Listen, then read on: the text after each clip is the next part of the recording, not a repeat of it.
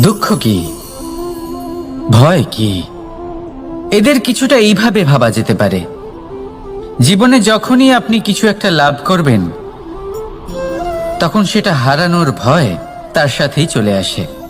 যেমন আপনি যদি ধন অর্জন করেন, ধন হারানোর ভয় তার সাথেই চলে আসে। সম্পত্তি অর্জন করলে সেটা লুট হবার ভয় তার সাথেই চলে আসে। আর এটা জীবনের সাথে হয়। যেই মুহূর্তে আপনি জন্ম নেন, মৃত্যুর ভয় তার সাথেই চলে আসে। জন্ম না নিলে মৃত্যু কিভাবে হবে? মৃত্যুর ভয় কোথা থেকে আসবে? এবার এই ভয় কি সেটা আপনাকে বুঝিয়ে বলি। এই ভয় যদি মনের মধ্যে থাকে, জীবনে থাকে, তাহলে যা কিছু লাভ করবেন, সুখ, সম্পত্তি, সুবিধা, ধন, এইগুলি লাভ করার একটা আনন্দ থাকে, এদের সাথে জীবনযাপন করার একটা আনন্দ থাকে। এই ভয় সেই আনন্দ আপনার থেকে কেড়ে নেয়। ধরে নিন কাল আপনার মৃত্যু হতে চলেছে।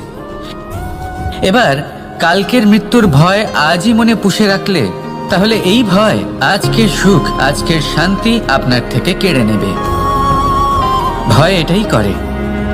সেই জন্য মনে রাখবেন, ভয়ের সঙ্গ আপনি ত্যাগ করে দিলে জীবন যাপনের যে সুখ তা চিরকাল আপনার সাথে থাকবে। আসুন আর আমার সাথে ভালোবেসে বলুন, রাধা রাধা।